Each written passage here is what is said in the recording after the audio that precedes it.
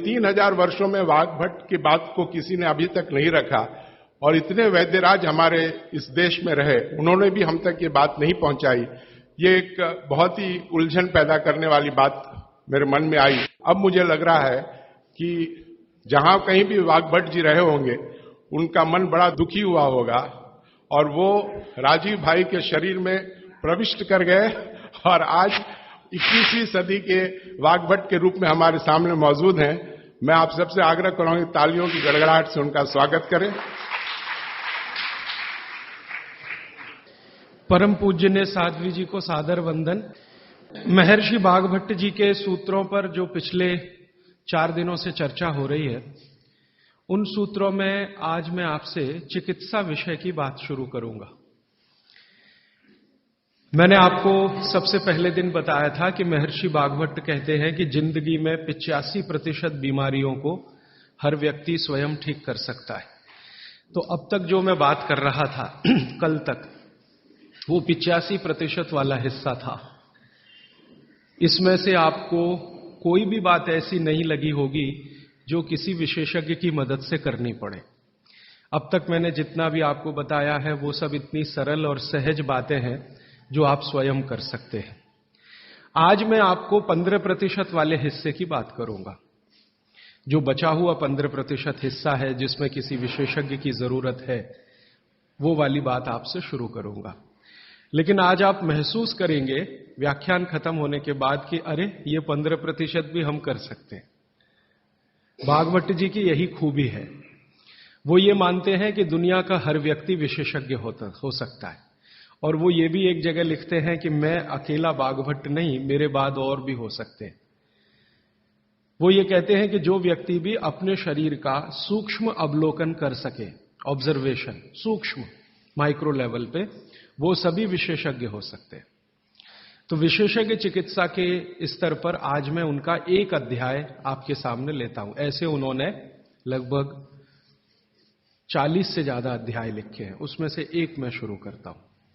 वाग्भट जी ये कहते हैं कि जब विशेषज्ञ चिकित्सा की बात आए, गंभीर रोग जैसे कैंसर है, डायबिटीज है, अर्थराइटिस है, तो इसमें वो कहते हैं कि भगवान ने, प्रकृति ने ऐसी व्यवस्था बनाई है कि विशेष गंभीर रोगों की चिकित्सा भी आप बहुत आसानी से, सहजता से कर सके।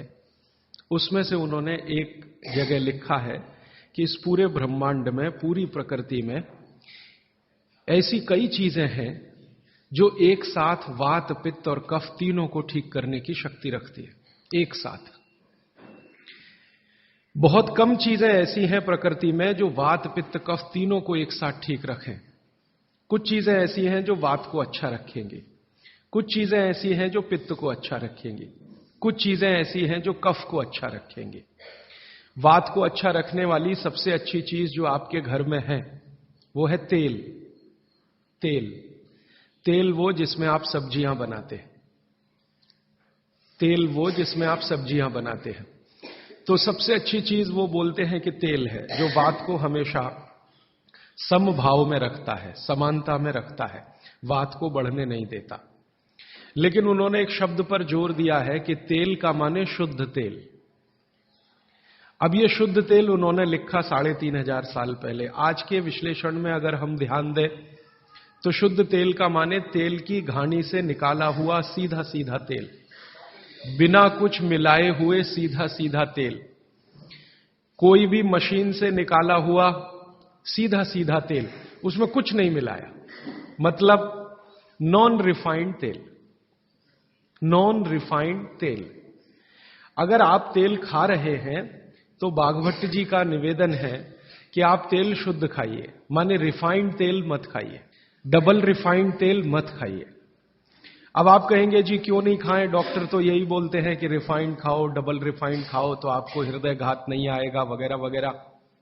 ये जो रिफाइंड तेल है, मैंने इनको देखा है कैसे रिफाइंड किया जाता है। आप भी देख लें, कभी मौका मिले तो बहुत अच्छा होगा। किसी भी तेल को रिफाइंड करने में 6 से 7 केमिकल इस्तेमाल होते हैं और डबल रिफाइंड करने में 12 से 13 केमिकल इस्तेमाल होते हैं। वो सब केमिकल मनुष्य के द्वारा बनाए गए हैं प्रयोगशाला में। भगवान का बनाया हुआ एक भी केमिकल तेल को रिफाइंड नहीं कर सकता। भगवान का बनाया हुआ माने प्रकृति का दिया हुआ, जिसको आप अंग्रेजी में कहते हैं ऑर्गेनिक। ऑर्गेनिक एक भी केमिकल नहीं है जो तेल को साफ कर सके, एक भी केमिकल दुनिया में नहीं। जितने भी केमिकल तेल को साफ करने के लिए उपयोग किए जाते हैं वो सब इनऑर्गेनिक है, और इनऑर्गेनिक केमिकल ही दुनिया में जहर बनाते हैं, और उनका कॉम्बिनेशन जहर की तरफ ही लेके जाता है। आज की दुनिया में मॉडर्निज्म के नाम पर, आधुनिकता के नाम पर जितने इनऑर्गेनिक केमिकल्स जगह जगह इस्तेमाल हो रहे हैं, वो सब आपको धीरे धीरे उस तरफ ले जा रहे हैं जहां आप जहर अपने ही शरीर में पैदा कर दें। इसलिए रिफाइंड तेल, डबल रिफाइंड तेल गलती से भी मत खाइए। भागवत जी कहते हैं कि जिंदगी भर वात को ठीक रखना है, जिंदगी भर। तो वात को ठीक रखने के लिए सबसे सरल चिकित्सा वो बोलते हैं वो तेल का ही है। वो कहते हैं शुद्ध तेल खाइए। शुद्ध तेल माने घानी से निकाला हुआ तेल। अब आपके मन में दो प्रश्न आएंगे तुरंत कि शुद्ध तेल में तो बास बहुत आती है। हां, सीधा प्रश्न। दूसरा प्रश्न आएगा, जी शुद्ध तेल बहुत चिपचिपा होता है, गाढ़ा होता है, चिपचिपा होता है, और बास अलग से आती है। हम लोगों ने जब शुद्ध तेल पर भारत देश के कुछ वैज्ञानिकों की मदद से काम किया, एक तरह से कहे रिसर्च किया, तो पता चला कि तेल का जो चिपचिपापन है वो उसका सबसे महत्वपूर्ण घटक है। तेल में बहुत कुछ होता है, जैसे मैंने आपको पहले दिन बताया ना, मिट्टी में माइक्रोन्यूट्रिएंट्स हैं, कैल्शियम है, आयरन है, सिलिकॉन है, कोबाल्ट है, ऐसे तेल में भी है, हर चीज में है। तो तेल का जो सबसे महत्वपूर्ण हिस्सा है वो उसका चिपचिपापन ही है। और जैसे ही तेल में से ये चिपचिपापन निकाला तो पता चला वो तेल ही नहीं बचा। तेल जिस चीज के लिए खाया जाता है वो बचा ही नहीं, वो हिस्सा ही गायब हो गया। फिर हमने देखा कि तेल में जो बास आ रही है, बास, वो उसका प्रोटीन कंटेंट है। तेल में प्रोटीन बहुत है। जैसे आपने सुना है दालों में प्रोटीन होता है, दालों में प्रोटीन सबसे ज्यादा है, भगवान का, ईश्वर का दिया हुआ। दालों के बाद दूसरे नंबर पर जो प्रोटीन सबसे ज्यादा है वो तेलों में है। तो आप जो तेल में देख रहे हैं कि उसकी बास है, वो बास जो है ना, उसका ऑर्गेनिक कंटेंट है प्रोटीन के लिए। 4-5 तरह के प्रोटीन है सभी तेलों में। आप जैसे ही तेल की बास निकालेंगे उसका प्रोटीन वाला घटक गायब हो जाता है। अब बास निकाल दिया तो प्रोटीन निकल गया, और चिपचिपापन निकाल दिया तो उसका जो फैटी एसिड है वो गायब। अब ये दोनों ही चीजें गायब हो गई तो तेल नहीं रहा, वो पानी है एक तरह से। इसलिए भागवत जी ने सूत्र लिखा कि जिंदगी भर वात की चिकित्सा अगर आपको करनी पड़ जाए तो बेहतर है कि आप शुद्ध तेल खाएं तो वात की चिकित्सा ही ना करनी पड़े। और मैंने आपको सबसे पहले दिन बताया था कि दुनिया में सबसे ज्यादा रोग वात के ही हैं, सबसे ज्यादा रोग। ये घुटने दुखना से लेकर कमर दुखना, हड्डियों में दर्द, ये वात के तो रोग है ही। सबसे खतरनाक वात का रोग है हार्ट अटैक, हृदयघात। सबसे खतरनाक बात का रोग है पैरालिसिस।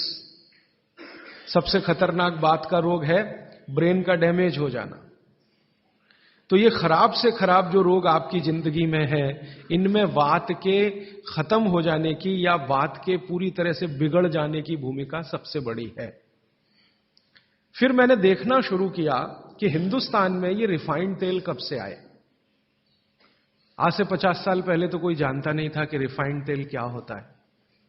ये पिछले 20-25 वर्षों में आए हैं रिफाइंड तेल। कुछ कंपनियां निकली इस देश में, कुछ विदेशों से आई, कुछ हिंदुस्तानी कंपनियां, दोनों ने मिलकर रिफाइंड तेल का चक्कर चलाया। रिफाइंड तेल बहुत अच्छा है, बहुत अच्छा है। अब ये बहुत अच्छा उन्होंने कहा, किसी ने माना नहीं, तो डॉक्टरों से कहलवाया, बहुत बड़े बड़े डॉक्टरों से कहलवाया। जो डॉक्टर अपने मरीजों को कहते हैं कि भैया तेल हमेशा रिफाइंड ही खाना, ये वाला तेल लाना, वो वाला तेल लाना, अलग अलग ब्रांड के है ना, सफोला ले आना, सनफ्लावर ले आना, ये ले आना, वो ले आना। इन डॉक्टरों के साथ मैंने जब वार्ताएं करना शुरू किया, खासकर बंबई के कुछ डॉक्टरों को जो हर समय ये प्रेस्क्रिप्शन के साथ कहना नहीं भूलते कि तेल सफोला का ही खाना, या तेल ये ही खाना। तो मैंने कहा डॉक्टर साहब सफोला से आपका क्या रिश्ता है, जो आप हर मरीज को कहते हैं तेल सफोला का ही खाना, ये क्यों नहीं कहते तेल तिल का ही खाना, ये क्यों नहीं कहते तेल नारियल का ही खाना, ये क्यों नहीं कहते तेल मूंगफली का ही खाना, ये सफोला कहां से आ गया? हमारे यहां तो नारियल का तेल होता है, मूंगफली का तेल होता है, तिल का तेल होता है, सफोला का तेल ये हिंदुस्तान का। तो वो डॉक्टर तो नहीं बताते, लेकिन उनकी पत्नियां बताती हैं कि वो सफोला वाला आता है ना, तो डॉक्टर साहब को कभी रेफ्रिजरेटर दे जाता है, कभी टेलीविजन दे जाता है, कभी डॉक्टर साहब और मुझे मिला के नेपाल की यात्रा करा देता है, कभी हमारे बच्चों के साथ हमको अफ्रीका की सफारी दिखा देता है। तो ये है चक्कर सारा कि एक तरह से किकबैक डॉक्टर साहब को प्रत्यक्ष और परोक्ष रूप से मिल रही है, इसलिए डॉक्टर साहब बार बार कह रहे हैं कि सफोला का तेल खाना। अब ये सफोला का तेल हमने लेकर टेस्ट किया लेबोरेटरी में, सूरजमुखी का तेल जो अलग अलग ब्रांड का है वो टेस्ट किया लेबोरेटरी में। दिल्ली में all India institute of medical sciences के कई डॉक्टरों को इसमें इंटरेस्ट हुआ कि बात तो ये गहरी है, इस पे काम करके देखना चाहिए। तो वो डॉक्टरों ने जो कुछ भी निकाल के दिया है रिसर्च के रूप में, है तो बहुत मोटा हिस्सा, अगर बात करूं तो बहुत दिन बीत जाएंगे, उसका निष्कर्ष एक वाक्य में बता देता हूं कि तेल में जैसे ही आप बांस को निकालेंगे और उसका चिपचिपापन हटाएंगे, वो तेल ही नहीं रहता, तेल के सारे महत्वपूर्ण घटक निकल जाते हैं। और डबल रिफाइंड में तो कुछ भी नहीं बचता, डबल रिफाइंड तो बिल्कुल छूछ है, कुछ है ही नहीं उसमें, और आप उसको खा रहे हैं। तो तेल के माध्यम से शरीर को जो कुछ चाहिए वो मिलता नहीं। आप बोलेंगे जी तेल के माध्यम से हमारे शरीर को क्या मिलता है? मैं बार बार एक शब्द पे आपको ध्यान लाया, HDL, हाई डेंसिटी लिपोप्रोटीन, ये तेलों में से ही आता है आपके शरीर में। वैसे तो ये लीवर में बनता है, लेकिन तेल खाएं तब, खाएंगे नहीं तो बनेगा नहीं है। तो शुद्ध तेल आप खाएं तो आपके लीवर की मदद से HDL आपके शरीर में बेहतरीन स्थिति में रहे, और ये HDL ही है जो आज की रिसर्च बताती है जो वात को कंट्रोल कर सकता है, HDL ही है। तो आधुनिक विज्ञान का ये HDL और 3500 साल पहले के विज्ञान बाघभट्ट चिकित्सा का तेल, ये दोनों एक ही चीजें हैं। तो आप शुद्ध तेल खाएं तो HDL अच्छा रहे, HDL अच्छा रहे, जिंदगी में हार्ट अटैक आने की कोई संभावना नहीं, आप निसंकोच अपना जीवन बिताइए। फिर एक और महत्व की बात, हमने हमारे कुछ दोस्त लोग हैं इस अभियान में जुड़े हुए, उनके ऊपर एक्सपेरिमेंट किए। खासकर छत्तीसगढ़ में हमारे कुछ मित्र हैं। मैंने कहा भाई आप ऐसा करो, चिकित्सा करनी है तो बाघभट्ट की करो। हाँ ठीक है करेंगे। तुम डॉक्टर बंद कर दो। हाँ बंद कर देंगे। तो ऐसे हमने कुछ हमारे दोस्त इकट्ठे किए जिनको बहुत ज्यादा समस्या है कोलेस्ट्रॉल की, बहुत ज्यादा समस्या है ट्राइग्लिसराइड की, बहुत ज्यादा समस्या है हाई बीपी की। ऐसे कुछ लोग इकट्ठे किए और छत्तीसगढ़ में ये इसलिए किया कि छत्तीसगढ़ भारत में ऐसा एक राज्य है जहां शुद्ध तेल अभी भी मिलता है। गांव गांव में तेल निकालने वाली घानियां हैं, आसानी से तेल उपलब्ध है और आसानी से सरसों भी उपलब्ध है, मूंगफली भी उपलब्ध है। तो वहां करने का ये एक ही प्रयोजन था और ये लगभग हम 3-3.5 साल से कर रहे हैं। अभी भी ये चालू है, हमारा काम बंद नहीं हुआ है। तो वहां हमने जिन जिन लोगों को शुद्ध तेल पर लाया उनका ये बंद करा दिया, रिफाइंड और डबल रिफाइंड, और शुद्ध तेल पर वो आते गए। अभी उनकी स्थिति ये है कि जब हम उनको डॉक्टर को दिखाते हैं और पुरानी रिपोर्ट लेके जाते हैं कि देखो 3 साल पहले इनकी ये रिपोर्ट थी, कोलेस्ट्रॉल इतना, ट्राइग्लिसराइड इतना, ये इतना, तो डॉक्टर कहता है ये रिपोर्ट में तो 8 दिन के ज्यादा जिंदा नहीं रहना चाहिए, हार्ट अटैक आना ही चाहिए और मरना ही चाहिए, लेकिन आप बचे कैसे हैं? तो अब रिपोर्ट ये देख लो।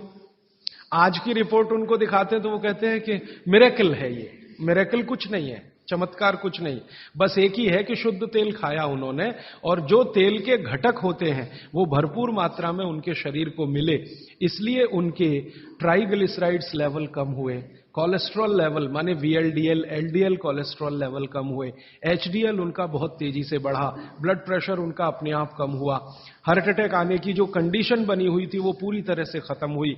और अब इतना काम करने के बाद मुझे ये कॉन्फिडेंस हो गया है कि उनमें से 2 हमारे कार्यकर्ता तो ऐसे हैं जिनको हार्ट में भयंकर ब्लॉकेज थे, अभी चेक कराएंगे तो वो ब्लॉकेज भी नहीं मिलेंगे। ये आया रिपोर्ट, और बागभट्ट जी का देखकर फिर मैंने देखना शुरू किया। आप भी जरा पुरानी चीजें याद करिए, 20 साल पहले की, 25 साल पहले की, तो हमारे घरों में बहुत सारी चीजों में बहुत बार तेल का उपयोग होता था, और तेल के साथ घी का उपयोग तो और भी ज्यादा होता था। तेल और घी एक ही कैटेगरी मान लें आधुनिक विज्ञान के हिसाब से, वैसे आयुर्वेद के हिसाब से दोनों अलग कैटेगरी हैं, लेकिन 1 मिनट के लिए मान लें हम, कितने बार हम घी का उपयोग करते थे घरों में। शीरा बना रहे हैं, हलवा बना रहे हैं, बिना घी के बन नहीं रहा है, दाल में घी खा रहे हैं, रोटियों पे घी खा रहे हैं, सब्जियों में घी खा रहे हैं, और फिर सब्जियां तेल में बना रहे हैं। आप जरा कल्पना तो करिए, कितनी जगह तेल तेल तेल, कितनी जगह घी घी घी। और 40 साल पहले मैंने तो नहीं सुना, पता नहीं आपने सुना, मेरे पिताजी को मैं पूछता हूं कि कितने हार्ट अटैक होते थे, तो मेरे पिताजी कहते हैं अपने परिवार में तो एक भी नहीं हुआ। शायद आप 40 साल पहले के अपने परिवारों को देखें तो आपको भी पता चलेगा किसी को नहीं हुआ। तो जब उतना हम तेल और घी उपयोग कर रहे थे अपने दैनिक जीवन में, हमको हार्ट अटैक नहीं हो रहे थे। ये पिछले 10-12 वर्षों में क्या ऐसा हो गया जो इतने हार्ट अटैक हो रहे हैं। परसों किसी ने मुझे कहा कि 17 साल के एक बच्चे ने हार्ट का ऑपरेशन कराया अभी यहां चेन्नई में, अपोलो में या पता नहीं कहां। अब 17 साल की उम्र में आपको बाईपास करवाना पड़े, एंजियोप्लास्टी करानी पड़े, ये तो दुखद स्थिति है। और ये दुखद स्थिति बहुत दिन समझने के बाद पैदा हुई है रिफाइंड तेलों से, डबल रिफाइंड तेलों से। तो बागभट्ट सूत्र के अनुसार आज मैं आपको विनती करता हूं कि जिंदगी भर वात की बीमारियों से अगर बचना है आपको, तो तेल शुद्ध खाइए, तेल एकदम शुद्ध खाइए। अब आपका तुरंत अगला प्रश्न आएगा, जी चेन्नई में मिलता नहीं, दुनिया में ऐसी कोई चीज नहीं है जो कहीं ना मिले। अर्थशास्त्र ये कहता है कि आप डिमांड खड़ी करो, हर चीज की सप्लाई होती है। जब रिफाइंड और डबल रिफाइंड तेल बिक सकता है तो शुद्ध तेल भी यहीं मिलेगा। आप जितने लोग यहां बैठे हैं, अगर आप ही आज संकल्प कर लें कि हम तो शुद्ध तेल ही खाएंगे, कल से देखना बहुत सारी यहां ऑयल मिलें लग जाएंगी, तेल निकालने वाली मिलें लग जाएंगी। और अब घानी लगाना बहुत ही आसान है। पहले एक जमाना था जब घानी लगाओ तो खर्चा बहुत होता था। अब तो 20-25 हजार रुपए की छोटी मशीन आती है और उसी मशीन में सब तरह के तेल निकल सकते हैं। अलग अलग मशीन भी लगाने की जरूरत नहीं। आप चाहें तो घानी भी लगा सकते हैं, वो तो 18-20 हजार की ही आती है, बैल से चलने वाली घानी। वो अब महंगी नहीं रह गई है और बहुत आसानी से तेल निकल आता है। तो इसलिए आप तेल शुद्ध की तरफ बढ़ जाइए। और मैं आपको जो रिसर्च कहती है वो कह रहा हूं कि जिस तेल में चिपचिपापन जितना ज्यादा होगा वो आपके लिए उतना ही उपयोगी है। जिस तेल में बास जितनी ज्यादा होगी वो उतनी ही उपयोगी है। सरसों के तेल के बारे में सारे डॉक्टर्स ऑल इंडिया इंस्टीट्यूट के जो रिसर्च कर चुके हैं वो ये कहते हैं, सरसों के तेल का डब्बा मुंह पे लगाओ और जो आंख में से आंसू तुरंत ना निकले तो समझ लो वो नकली है। उसकी इतनी तेज बास आएगी कि आंख से आंसू निकल ही आएंगे, नाक चलना आपकी शुरू हो ही जाएगी। वो कहते हैं वो उसके शुद्धता की गारंटी है। तो आप इसको अपने जीवन में ध्यान रखें। वात के रोगों को जीवन भर चिकित्सा करनी है तो तेल की मदद से ही सबसे ज्यादा उपयोगी है। और तेल खाने के तरीके आप सब जानते हैं, उन्हें बताने की जरूरत नहीं है कि सब्जी में कितना तेल डालना, दालों में या आपके दूसरे भोजन पकवानों में तेलों का किस तरह से उपयोग करना। मैंने ये देखा हिंदुस्तान में कि हमारे यहां तीज त्योहार होते हैं और हर तीज त्योहार में कुछ खास तरह के व्यंजन और पकवान बनते हैं।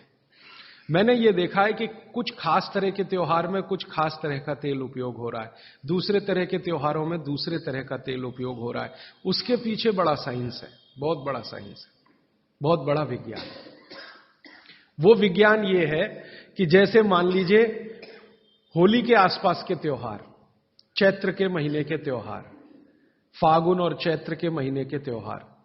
अब फागुन और चैत्र के महीने के त्योहारों में जो जो पकवान बन रहे हैं, आप उन पर अगर नजर डालें तो वो उस मौसम के हिसाब से बहुत ही अनुकूल है। दिवाली के आसपास के जो तीज त्योहार हैं नवंबर दिसंबर के या अक्टूबर नवंबर के, उनमें जो पकवान बन रहे हैं वो खास तरह के प्रिपरेशन है, बहुत गहरा विज्ञान है। कभी मौका मिला तो इस पे अलग से ही बात करूंगा कि त्योहारों में पकाए जाने वाले जो व्यंजन हैं वो हमारे शरीर को किस तरह की मदद कर रहे हैं। हमारे वैज्ञानिकों ने माने महर्षियों ने ये देखा कि जीवन के दिनों में माने अगर ठंड के दिन है तो शरीर में क्या प्रकोप ज्यादा है, बरसात के दिन है तो शरीर में क्या प्रकोप ज्यादा है, गर्मी के दिन है तो शरीर में कौन सा प्रकोप ज्यादा, प्रकोप माने वात पित्त कफ, ये तीन ही तरह के, तो उनको संयमित रखने के लिए कौन सी चीजें प्रकृति ने दी हैं, तो व्यंजनों में वही चीजें डाली गई हैं।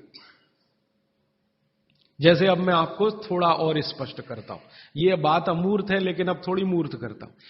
सर्दी के दिनों में जितने भी त्योहार आप मनाते हैं या जितने भी त्योहारों में आप अपने जीवन को लगाते हैं, ये सब त्योहारों में आप देखो भोजन ज्यादा से ज्यादा आपके हिसाब से गरिष्ठ होता है। प्रिपरेशन कुछ इस तरह के होते हैं, जैसे आप तिल खा रहे हैं, सर्दी के दिनों में भरपूर तिल खाया जाता है और तिल के तरह तरह के व्यंजन बनाए जाते हैं। अगर आप गुजरात में रहते हैं तो अड़दिया खाया जाता है। अड़दिया दुनिया का इससे अच्छा शायद कोई पकवान ना हो, अड़दिया जिसको कहा जाता है, उड़द की दाल का बनता है अड़दिया। ऐसे ही राजस्थान के कुछ इलाकों में विशेष पकवान है, ऐसे उत्तर प्रदेश के इलाकों में कुछ पकवान है। लेकिन अगर महसूस करें तो ये सब भारी हैं, भारी गुरुत्व है इसमें। वाघभट्ट जी ने एक शब्द इस्तेमाल किया, गुरुत्व वाले पदार्थ, माने भारी हैं, आसानी से नहीं पचते, धीरे धीरे पचते। अड़दिया तो आसानी से नहीं पचेगा, तिल की चीजें भी आसानी से नहीं पचने वाली हैं। लेकिन जिन दिनों में हम ये खा रहे हैं उन दिनों में शरीर के लिए यही अच्छा है कि कोई चीज आसानी से ना पचे, धीरे धीरे पचे, देर में पचे। क्यों? अब ये ठंडी के दिन होते हैं तो ठंडी के दिनों में शरीर में पित्त जो है ना थोड़ा कम होता है, पित्त थोड़ा कम होगा, वात ज्यादा बढ़ा हुआ रहेगा और कफ सबसे ज्यादा बढ़ा हुआ रहेगा ठंड के दिनों में। अब कफ सबसे ज्यादा बढ़ा हुआ है तो कफ का असर हमारी जठर अग्नि पर है। अब कफ का असर जठर अग्नि पर है तो जठर अग्नि भी थोड़ी कम रहती है, थोड़ी, जो गर्मियों के दिनों में वो भड़कती है उतनी नहीं होती। तो अगर आपकी जठर अग्नि कुछ कम है, कफ के प्रभाव में है, तो आप भोजन भी ऐसे खाइए जो तुरंत पचने वाले नहीं है, धीरे धीरे पचने वाले हैं, ताकि जठर अग्नि उसके साथ मेल कर ले अपनी गति का। ऐसे समझ लो जठर की गति कम होती है तो खाया जाने वाला खाना भी कम गति से पचने वाला हो तो बहुत अच्छा है। तो सोच समझकर यह तय किया गया कि सर्दी के दिनों में तिल खाना है, सर्दी के दिनों में मूंगफली खानी है, सर्दी के दिनों में गुड़ खाना है, सर्दी के दिनों में घी सबसे ज्यादा खाया जाता है। और आपने अक्सर वैद्यों से सुना होगा सेहत बनानी है तो यही दिन सबसे अच्छे हैं, माने खूब अच्छा अच्छा खाओ। और भगवान का दिया हुआ भी इन महीनों में भरपूर होता है। तिल भी इन्हीं महीनों में आते हैं, मूंगफली भी नई इन्हीं महीनों में आती है, चने भी इन महीनों में नए आते हैं। तो अच्छा खाना खाने का समय यही माना जाता है सर्दियों का। और अच्छा खाना वो जो गुरुत्व वाला है, गुरुत्व वाला वो जो थोड़ा धीरे धीरे धीरे धीरे पचता है। तो कितना बड़ा मेल बिठाकर हमारे लोगों ने हमारे व्यंजनों को त्योहारों के साथ जोड़ा। गर्मी के दिनों में उल्टा होता है, गर्मी के दिनों में आपका पित्त भड़कता है, माने अग्नि तीव्र है, तो आप ऐसा खाना खाओ जो जल्दी हजम हो जाए।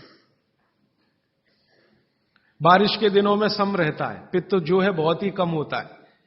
तो बारिश के दिनों में यह कहा जाता है कि भैया सबसे हल्का खाना खाओ बारिश के दिनों में, क्योंकि पित्त उस समय सबसे कम है। और कई बार तो कहते हैं जी एक ही बार खा लो तो अच्छा है बारिश के दिनों में। और जैन समाज वाले तो जानते हैं कि बारिश के दिनों के खाने में बहुत रिस्ट्रिक्शन है। क्यों जी? ऐसा खाना तो आप खा ही नहीं सकते जिसमें पानी बहुत हो, क्योंकि शरीर में ही पानी बहुत होता है उस समय, प्रकृति के हिसाब से शरीर चलता है। तो बारिश के दिनों में अक्सर आपने सुना है जैन साधु संतों के मुंह से कि हरा पत्ती का सब्जी मत खाओ, हरा सब्जियां मत खाओ, ये वगैरह वगैरह। हरे पत्ती की सभी सब्जियां बहुत पानी भरी भरी, पानी शरीर में ही पहले से ज्यादा है क्योंकि बारिश में नमी ज्यादा है। तो आप ज्यादा पानी के शिकार होंगे। ज्यादा पानी भी अच्छा नहीं है, कम पानी भी अच्छा नहीं है। तो इसलिए साधु संत जो कहते हैं वो भी कुछ विज्ञान के आधार पर कहते हैं। बस अंतर इतना ही है कि हमारे दिमाग में क्यों इतना गहरा घुसा हुआ है कि जब तक क्यों एक्सप्लेन कोई नहीं करता हम ना उसकी बात सुनते हैं ना मानते। तो अपने देश में भागवत जी के अनुसार वात की चिकित्सा जिंदगी भर अच्छी रहे आपकी, तो तेल शुद्ध खाइए, ये एक सूत्र। अब दूसरा सूत्र वो कहते हैं कि पित्त की चिकित्सा, पित्त जिंदगी भर आपका ठीक रहे, आपको तकलीफ ही ना आए, तो कहते हैं देशी गाय का घी खाइए। पित्त को जिंदगी भर सम रखने के लिए अगर कोई एक चीज उन्होंने बताई है सबसे अच्छी, वैसे तो उन्होंने सैकड़ों चीजें बताई, सबसे अच्छी तो उसकी ऊपर की श्रेणी में गिनती है घी। घी माने गाय का घी। भैंस के घी के लिए उन्होंने बोला है, लेकिन उन्होंने कहा है कि वो एक ही कैटेगरी के लोगों के लिए है जो कुश्ती लड़ते हैं। कुश्ती लड़ते हैं माने पहलवानी करते हैं, दंड बैठक लगाते हैं, पहलवानी करते हैं, वो घुमाते हैं। इनके लिए उन्होंने कहा है कि ये गाय का घी कभी ना खाएं, ये भैंस का ही घी खाएं, क्योंकि होना ही उनको भैंस के जैसा है। आपके लिए नहीं है, आप सदगृहस्थ हैं, ना आपको कुश्ती लड़नी है, ना आपको पहलवानी करनी है, ना आपको दंड बैठक लगानी है, ना आपको रेस जीतनी है, आपको तो जीवन अपना चलाना है ठीक तरीके से, तो आपके लिए है गाय का घी। और पहलवान जो कुश्ती लड़ रहे हैं, अखाड़े में दंड बैठक लगा रहे हैं, मुगदर घुमा रहे हैं, वगैरह वगैरह, इनके लिए है भैंस का घी। भागवत जी कहते हैं कि वो अगर गाय का घी खाएंगे तो बीमार पड़ेंगे, और आपने अगर भैंस का घी खाया तो आप तकलीफ में आएंगे। तो जिंदगी भर पित्त आपका ठीक रहे, पित्त से होने वाली बीमारियां ना हो, तो आप गाय का घी खाते रहिए। और तीसरी बात जो कहते हैं कफ को जिंदगी भर शांत रखना है, शमित रखना है, सम अवस्था में रखना है। तो सबसे अच्छी चीज जो उन्होंने बताई, वैसे तो सैकड़ों हैं, लेकिन मैं सबसे अच्छी चीज पहले बता रहा हूं। वो कहते हैं नंबर 1 की चीज है कफ को शांत रखने के लिए, वो है गुड़। और ऑब्लिक करके उन्होंने एक चीज बताई है, शहद। तो वो कहते हैं कि जो शहद खा सकते हैं वो शहद खाएं, जो नहीं खा सकते वो गुड़ खाएं। अब आप में से जो जैन सिद्धांतों का पालन करने वाले हैं उनके लिए है गुड़, और जो जैन सिद्धांतों का पालन नहीं करते वो शहद भी ले सकते हैं। तो 3 चीजों की अब बात मैं कर रहा हूं। पहली चीज हो गई शुद्ध तेल, दूसरी चीज हो गई गाय का घी, और तीसरा हो गया गुड़। उल्टे से शुरू करता हूं, गुड़ कफ को कैसे शांत रखेगा। आधुनिक विज्ञान की जानकारी कुछ मैं आपको इसमें जोड़ना चाहता हूं। कफ जब भी बिगड़ता है तो शरीर में एक तत्व की बहुत कमी आ जाती है, वो है फास्फोरस। केमिकल है एक फास्फोरस। जब भी कफ बिगड़ेगा तो आप समझ लो आपके शरीर में फास्फोरस की कमी है। और फास्फोरस का एक छोटा भाई भी है, आर्सेनिक। आर्सेनिक वैसे तो शरीर में ना रहे तो अच्छा है क्योंकि जहर है, लेकिन बहुत मामूली मात्रा में रहे तो फास्फोरस को ताकत देता है ये आर्सेनिक। फास्फोरस का कॉम्प्लीमेंट्री है आर्सेनिक। ये केमिस्ट्री की बात है। अब आप समझ लीजिए कि कफ आपके शरीर में बढ़ गया, इसका माने फास्फोरस कम हो गया। तो भागवत जी ने कितनी इंटेलिजेंसी से चुना, गुड़ खाओ। हमने गुड़ को जब टेस्ट किया लेबोरेटरी में तो उसमें सबसे ज्यादा फास्फोरस ही है। गुड़ में सबसे ज्यादा फास्फोरस है। हालांकि उसमें थोड़ा मात्रा में आर्सेनिक भी है, लेकिन फास्फोरस उसमें सबसे ज्यादा मात्रा में है। और गुड़ जो बना है ना, किससे बना है? गन्ने के रस से। तो गन्ने के रस को टेस्ट किया तो पता चला गन्ने के रस में फास्फोरस है, लेकिन गन्ने के रस से ज्यादा गुड़ में है। गन्ने के रस में भी फास्फोरस है, लेकिन उससे ज्यादा गुड़ में है। तो क्या किया हमने? गन्ने के रस को गर्म किया। तो गर्म करने की जो प्रक्रिया है, इसमें फास्फोरस घटा नहीं, बढ़ा। ये पता नहीं क्या अद्भुत विज्ञान है। तो भागवत जी ने यह नहीं कहा कि गन्ने का रस पियो, उन्होंने कहा गुड़ खाओ। गन्ने के रस को भी वो कह सकते थे क्योंकि फास्फोरस उसमें है, लेकिन गन्ने के रस से ज्यादा बेहतरीन स्थिति का फास्फोरस गुड़ में है, जो सबसे जल्दी हजम होता है। ये गुड़ ऐसी अद्भुत चीज है जो 1 दिन के बच्चे को भी खिलाया जा सकता है। 1 दिन के बच्चे को, आज बच्चा पैदा हुआ, आप शाम को उसे गुड़ दे सकते हैं, आज ही दे सकते हैं। हाँ, तो आप जो है एक ऐसी स्थिति में है जहां आपके पास कई चीजें उपलब्ध हैं, उनमें से भागवती जी चुनकर दे रहे हैं कि देखो ये है। अब गुड़ बनाने के पहले एक और चीज बनती है जिसको मराठी में कहते हैं काकवी, तरल गुड़ कहिए उसको, तरल गुड़। राब कहते हैं कई लोग उसको, राब, राजस्थान में राब कहते हैं। वो ये कहते हैं कि गुड़ और राब में आपके पास अगर चॉइस है तो राब खाइए, वो गुड़ से भी ज्यादा अच्छी है। तो राब हमने बनवाई और उसको टेस्ट किया लेबोरेटरी में, तो गुड़ से बेहतरीन स्थिति का फास्फोरस राब में है। तो आपकी जिंदगी का इसको हिस्सा बना लीजिए, हिस्सा। कफ की जिंदगी में तकलीफ कभी भी नहीं आए जो आप राब और गुड़ खाएं, ये आपकी जिंदगी का हिस्सा हो जाना चाहिए। अब आप पूछेंगे जी कौन सा गुड़ खाएं? बाजार में कई तरह के गुड़ हैं। एक गुड़ है जो बहुत गोरे रंग का होता है, सफेद सफेद होता है। जो गुड़ का रंग जितना ज्यादा साफ, वो उतना ही बड़ा जहर। आप कहेंगे जी ये गुड़ तो बहुत ही बढ़िया, एकदम सफेद। ये सफेद रंग के चक्कर में हम बर्बाद हो गए। जब से अंग्रेज आए ना, हमारे दिमाग में भूत घुस गया, हर चीज हमें गोरी चाहिए, हर चीज गोरी, हर एक रंग सफेद चाहिए। हां, मैं रविवार का अखबार जब पढ़ता हूं ना, तो मैट्रिमोनियल कॉलम्स आते हैं, सबको गोरी पत्नी चाहिए, भले चाहने वाला चिक्कट काला हो, उसको गोरी ही चाहिए। भागवती जी कहते हैं कि प्रकृति में, आप इसको ध्यान से सुनिए, प्रकृति में जिन चीजों का रंग जितना ज्यादा सफेद है वो उतनी ही आपके लिए अनुकूल नहीं है। इसको ध्यान से समझिए। प्रकृति में जिन चीजों का रंग जितना ज्यादा सफेद है वो आपके अनुकूल नहीं है। उदाहरण के लिए भैंस का दूध बहुत सफेद है, वो पहलवान के लिए है, आपके लिए नहीं है भैंस का दूध। और गाय का दूध एकदम पीला है, पीला, सफेद नहीं है गाय का दूध, वो अनुकूलता ज्यादा है। तो प्रकृति में गन्ना है ना, गन्ने का रस कभी भी सफेद नहीं होता, आपने तो देखा है ना अच्छे से, गन्ने का रस तो हरा हरा ही होता है। फिर ये सफेदी कहां से आई? मैं आपको बहुत विनम्रता पूर्वक कहता हूं, ये सफेदी आती है निरमा वॉशिंग पाउडर से, और ज्यादा सफेदी आती है एरियल से, प्रॉक्टर एंड गैम्बल का एरियल। और आपको अब मैं जो कहने जा रहा हूं वो आप कभी विश्वास करें या ना करें, लेकिन सच यही है कि गुड़ बनाने वाले आपका जो सफेदी का लालच है ना, सफेदी के प्रति आपका मोह, उसको ध्यान में रखते हुए इतना निरमा डालते हैं, इतना वॉशिंग पाउडर उसमें डालते हैं गन्ने के रस में, कि वो गुड़ का रंग ही बदल जाता है। तो ये सफेद गुड़, एकदम व्हाइट कलर का गुड़, ये तो बहुत ही खतरनाक है, बहुत ही खराब है। इसको तो गलती से भी छूइए मत। तो फिर आप कहेंगे जी गुड़ कौन सा अच्छा है? गुड़ का जो नेचुरल कलर है वो वही है जो चॉकलेट का होता है। चॉकलेट आपने देखी है, जिस रंग की चॉकलेट है रंग वही गुड़ का सबसे अच्छा।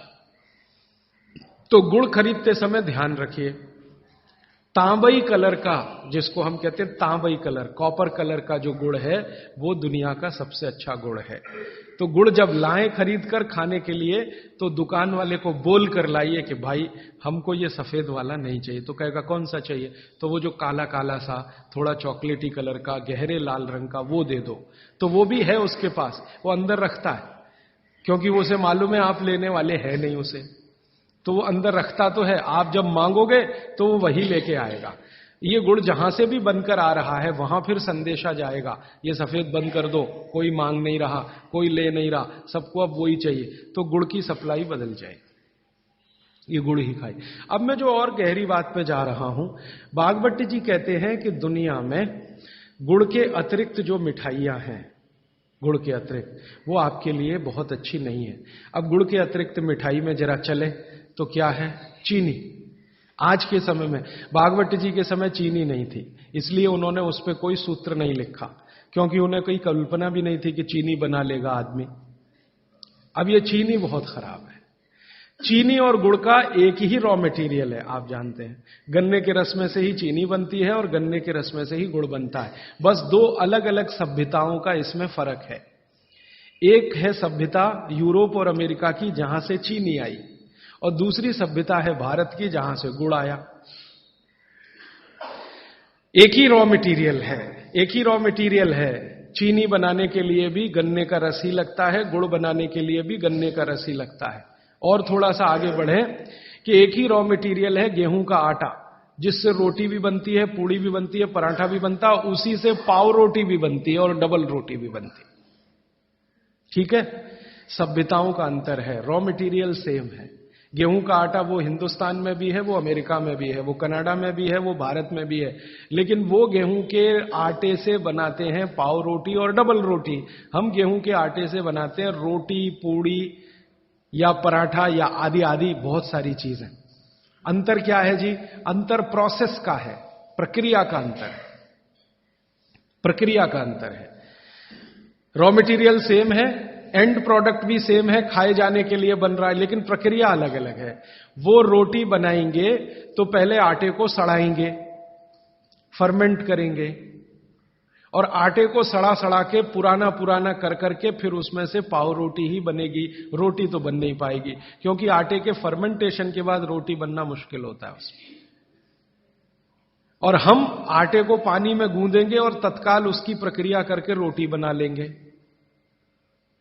वो प्रक्रिया नहीं कर पाते, क्योंकि उनको कोई सिखाने वाला नहीं, कोई यूनिवर्सिटी नहीं, कोई कॉलेज नहीं। इसी तरह से उनके यहां शक्कर में होता है कि गन्ने के रस को, कई देशों में गन्ना उत्पन्न होता है, ब्राजील में, मैक्सिको में वगैरह वगैरह, तो वो गन्ने के रस को प्रोसेस करते करते चीनी बना लेते हैं। हम चीनी की तरफ नहीं गए, हमने गुड़ ही बनाया, क्योंकि चीनी बनते ही, अब आप ध्यान देना जो मैं कहने जा रहा हूं, चीनी बनते ही फास्फोरस खत्म होता है। चीनी बनते ही फास्फोरस खत्म होता है, और आपको चाहिए फास्फोरस कफ का शमन करने के लिए। अब वो है ही नहीं चीनी में, तो आप जो चीनी खा रहे हैं वो जिस उद्देश्य के लिए खा रहे हैं वो पूर्ति ही नहीं होती। और चीनी एक ऐसा केमिकल है, अगर मैं ब्लैक बोर्ड लेके चौक पे समझाना शुरू करूं तो समय थोड़ा ज्यादा लगेगा, लेकिन अंतिम बात आप जल्दी समझ जाएं। चीनी जब आपके शरीर में जाती है और ये टूटती है, हर चीज अंदर जाके टूटती है, माने पचती है, तो इसके सबसे अंत में जो बनता है वो एसिड है। और गुड़ जब शरीर में जाता है और टूटता है तो इसके सबसे अंत में जो बनता है वो क्षार है। अब मैंने आपसे थोड़े दिन पहले कहा था, पता नहीं याद है कि नहीं, पेट में हमेशा अम्ल है, ठीक है। अब पेट में तो अम्ल पहले से है ही, प्रकृति का दिया हुआ। आपने चीनी खाई, चीनी में से भी अम्ल ही निकला, तो अम्ल तो बढ़ गया ना जरूरत से ज्यादा। और ये बढ़ा हुआ अम्ल अगर पेट में आपके है तो ये खून में भी जाएगा, आप इसे रोक नहीं सकते, क्योंकि पेट में जो है वो खून में भी जाएगा। और खून में अम्ल बढ़ता ही गया।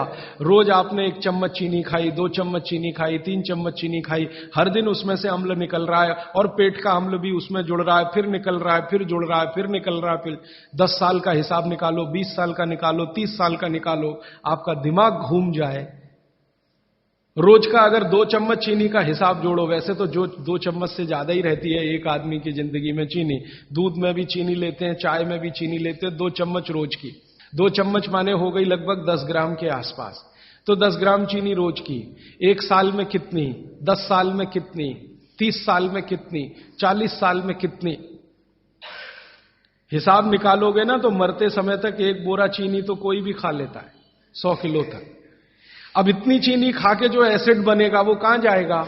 बेचारा आपका किडनी जितना निकाल सकता है वो निकालने की कोशिश करेगा, लेकिन सब नहीं निकाल पाया, तो ये रक्त में ही रहेगा। और यही एसिड है जो वात के रोग आपको पैदा करेगा। तो इसलिए चीनी और गुड़ एक ही चीज में से बनने वाली 2 मीठी वस्तुएं हैं, लेकिन गुड़ में क्या है? गुड़ जब आप खाएंगे, फास्फोरस किसी भी चीज में रहे, क्षारपन ही रखता है वो उस चीज को, माने उसमें एल्कलाइन की प्रॉपर्टी ही रहती है। तो गुड़ कितना भी खाएंगे क्षार ही बनेगा, और वो क्षार पेट के अम्ल को बैलेंस करता रहेगा, तो पेट की अम्लता बढ़ने नहीं पाएगी, तो जिंदगी आपकी सुखद और निरोगी होती जाएगी। अब इसको और एक तरीके से समझाता हूं। गुड़ और चीनी पे जब हमने एक्सपेरिमेंट किए तो पता चला चीनी को पचाने के लिए पूरे शरीर को वैसी ही ताकत लगानी पड़ती है जैसी ठंडे पानी को पचाने के लिए लगती है। पूरा शरीर झुक जाता है, तब चीनी जाके पचती है, और सबसे देर में पचती है। आपने जो दाल खाई है वो पच जाएगी, गेहूं पच जाएगा, चना पच जाएगा, मटर पच जाएगी, चीनी सबसे अंत में जाके पचेगी और उसको पचाना पड़ता है। लेकिन गुड़ दुनिया में ऐसी अद्भुत चीज है जो बनाई हिंदुस्तानियों ने कि गुड़ सबको पचा देता है। गुड़ तो सब चीज को पचा देता है, चीनी को पचाना पड़ता है। मेरी बात समझ में आ रही है आपको? गुड़ हर चीज को पचा देगा, खुद ताकत लगा देगा।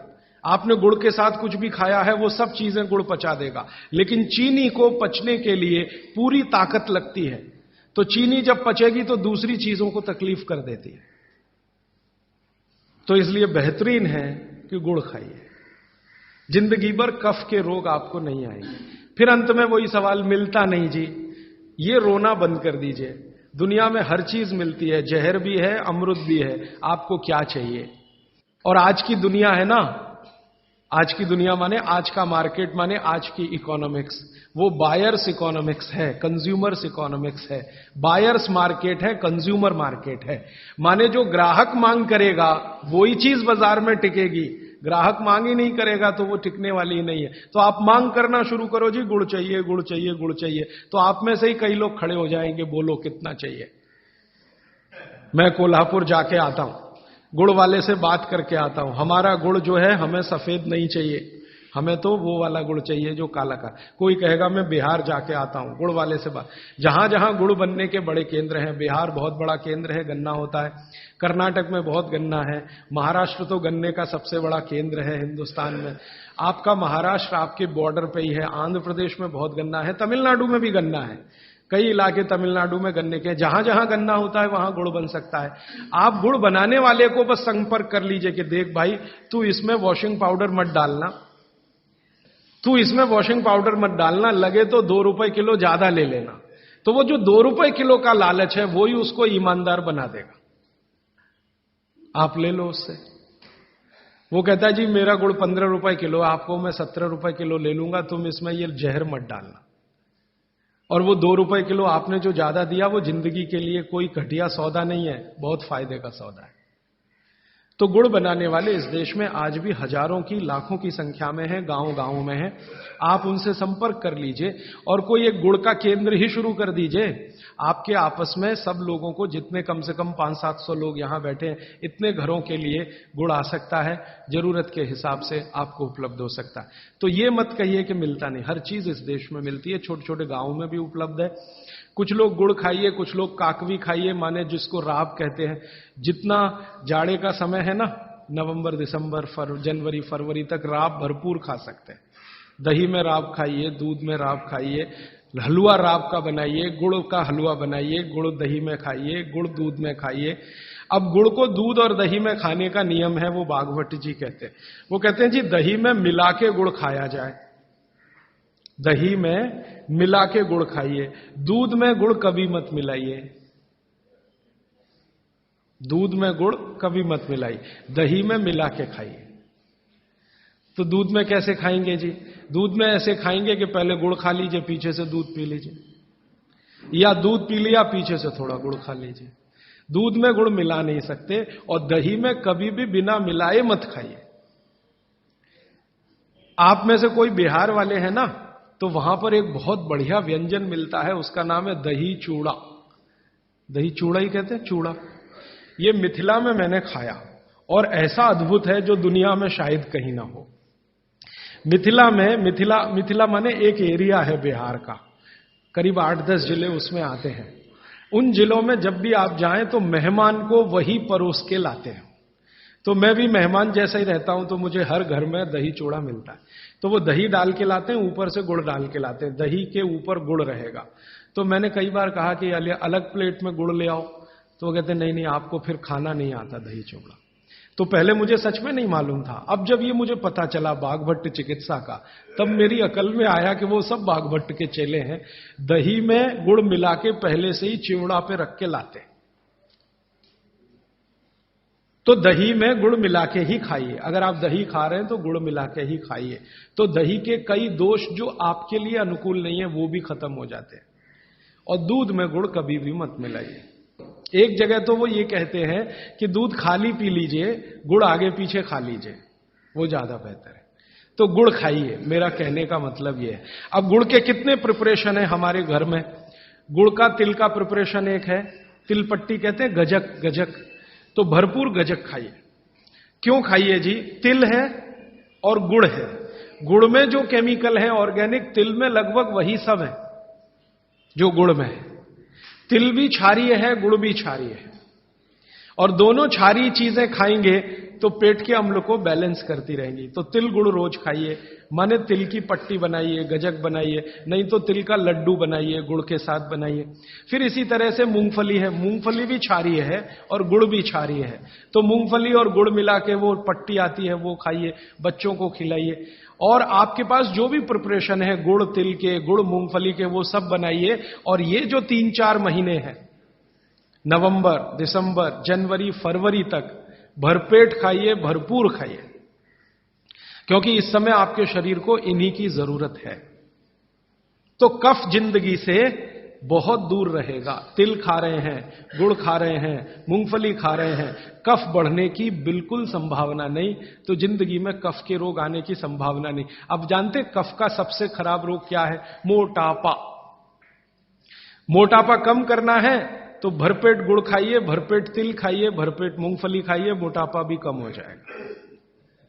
हां, आपको डर है ना, तिल खाएंगे जी उसमें से तेल है। तेल तो है तिल में, लेकिन वो HDL वाला, LDL वाला नहीं है, VLDL। ये मोटापा जो है ना, वो VLDL और LDL का चक्कर है। HDL जैसे ही बढ़ेगा, मोटापा अपने आप कम होगा, पेट अंदर ही जाएगा। आप में से कोई भी मेरे कहने पर 3 महीने एक एक्सपेरिमेंट कर लीजिए। तिल चबा चबा के खाइए, खाने के बाद 3 महीने के बाद वजन नापेंगे, 8-10 किलो कम मिलेगा, कम से कम इतना कम मिलेगा। खाना खाया, खाने के बाद आप सौंफ खाते हैं ना, सौंफ की जगह तिल खाइए। और काला खाया तो और ज्यादा वजन कम मिलेगा। काला तिल एक है सफेद, काले की गुणवत्ता सफेद से भी ज्यादा है। लेकिन ये इन्हीं 4 महीनों में, गर्मी में अगर आपने यही तिल खाया तो प्रॉब्लम आएगी। भागवत जी कहते हैं कि तिल खाने का सबसे अच्छा समय वही है जो आज चल रहा है, ये फरवरी तक चलेगा। तो फरवरी तक, और कभी बहुत ज्यादा लिबरल हो तो होली के दिन तक वो कहते हैं तिल खाने का समय है। होली होते ही तिल कम करिए या खत्म करिए।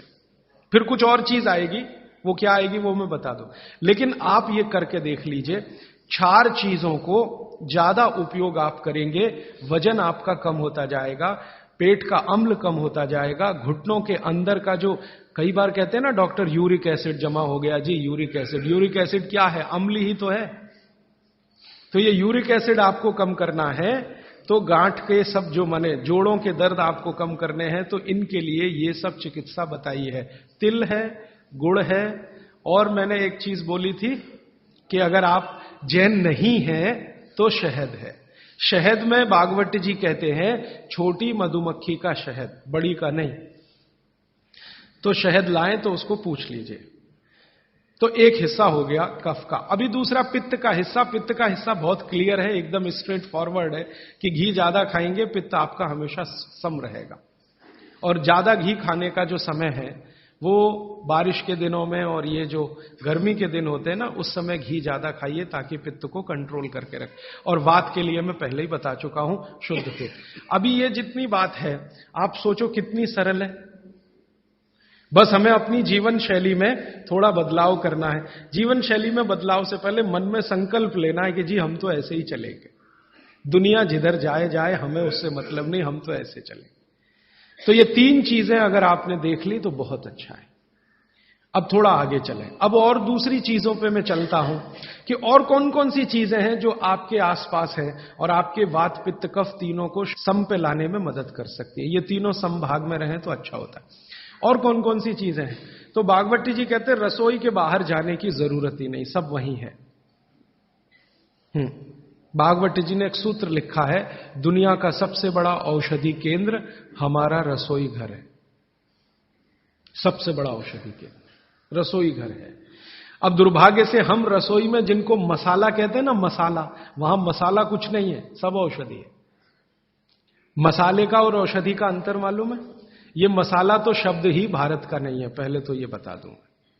ये अरबिक शब्द है, फारसी से अरबी में आया, अरबी से हमारे घुस गया, हिंदी में और जगह जगह घुस गया। ये विदेशी आए तो ये शब्द भी आया। हिंदुस्तान में 17वीं 18वीं शताब्दी का साहित्य जब मैं पढ़ता हूं तो जब तक मुगलों का राज्य रहा तब तक मसाले शब्द का बहुत उपयोग है। मुगलों के राज्य के पहले एक भी जगह किसी भी शास्त्र में मसाला नहीं है। चरक संहिता पढ़ी मैंने, कहीं भी मसाला नहीं है उसमें। सुश्रुत में कहीं मसाला नहीं है, बागभट्ट की कहीं मसाला नहीं है। पुराने जितने लेखक हुए हैं ना 10वीं शताब्दी के पहले के, कहीं भी किसी ने मसाले शब्द का इस्तेमाल ही नहीं किया। हर जगह है तो औषधि है, औषधि औषधि, जीरा औषधि, धनिया औषधि, ये औषधि के रूप में है।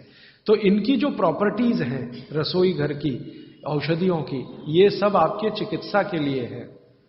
अब मुझे समझ में आता है कि हमारे पुराने जमाने की माताएं बहनें, जो हमारी दादी हैं, नानी हैं, उन्होंने अपनी अपनी बेटियों को जो कुछ सिखाया, सब्जी बनाना तो क्या क्या डालना, जीरा चाहिए, धनिया चाहिए, हींग चाहिए, मात्रा कितनी कितनी चाहिए, वो सब बड़े वैज्ञानिक और चिकित्सक लोग रहे होंगे। क्योंकि रोज हमारे शरीर में वात पित्त कफ की स्थिति सम और असम होती रहती है। आप जानते हैं सुबह जो है ना वात ज्यादा होता है शरीर में, सुबह सुबह, दोपहर को पित्त ज्यादा होता है, शाम को कफ ज्यादा होता है। तो ये पूरे 24 घंटे में ऊपर नीचे होता रहता है। तो 24 घंटे में जो वात पित्त कफ ऊपर नीचे होता रहता है, तो सब्जियों में उसी के हिसाब से औषधियां डाली जाती है। जैसे दोपहर की सब्जी बने, दोपहर की, तो मेरी दादी को मैंने देखा था कि दोपहर की सब्जी बनाएगी तो अजवाइन जरूर डालेगी उसमें, और वही सब्जी रात को बनाती थी तो अजवाइन नहीं डालती थी। तो एक दिन मैंने दादी से पूछा कि यही सब्जी दोपहर को मैंने खाई तो इसमें अजवाइन थी, शाम को खाई तो नहीं, क्यों? तो उसने उत्तर तो नहीं दिया। तो उसने कहा मेरी मां ने ऐसा सिखाया। बस बात खत्म हो गई। अब उस समय मैं भी मान लिया कि ठीक है, उसकी मां ने सिखाया। अब जब मैंने काम शुरू किया ये चिकित्सा पर, तब मेरे समझ में आया कि अजवाइन जो है पित्तनाशक है। घी के बाद, देशी गाय के घी के बाद जो सबसे ज्यादा पित्तनाशक दूसरी कोई चीज है तो वो अजवाइन है। और दोपहर को पित्त भड़कता है, आप जानते हैं, और वो स्वाभाविक है क्योंकि खाना खाने के लिए पित्त भड़कना ही चाहिए। तो उस समय अजवाइन डाली जाती है सब्जी में, क्योंकि दोपहर को ही शरीर को अजवाइन की जरूरत होती है पित्त को सम पे लाने के लिए। तो भारत में ज्यादातर माताएं बहनें ये बात जानती हैं कि दोपहर की सब्जी में अजवाइन चाहिए। दोपहर का दही है ना, दही का मट्ठा, उसमें भी अजवाइन का बघार लगता है। दोपहर की जितनी भी चीजें हैं ज्यादातर अजवाइन ग्रस्त होती हैं या अजवाइन से बनती हैं, क्योंकि पित्त को सम पे रखना है। तो आप सोचो, जो लोग ये कर रहे हैं वो बिना कहे कितना बड़ा काम कर रहे हैं, हमने उसका वैल्यूएशन नहीं किया, ये हमारी मूर्खता। हमारे यहां तो एक बहुत बड़ा दुष्कर्म इस देश में हुआ है। अंग्रेजों के हम गुलाम हो गए तो सब कुछ हम भूल गए, अपनी चीजें। अंग्रेजों ने जो सिखाया वही हमें याद है। तो हम जीडीपी का कैलकुलेशन करते हैं अंग्रेजों के फॉर्मूले से। जीडीपी निकलता है इस देश का, ग्रॉस डोमेस्टिक प्रोडक्ट। तो मैंने बहुत बार इस देश के अर्थशास्त्रियों से पूछा कि जीडीपी में आप विचित्र विचित्र कैलकुलेशन करते हैं। जैसे भारत की पुलिस है, उस पर जो खर्चा हो रहा है वो जीडीपी का हिस्सा है। अगर चोरियां बढ़ी, डकैतियां बढ़ी तो पुलिस का खर्च बढ़ेगा तो जीडीपी बढ़ेगा।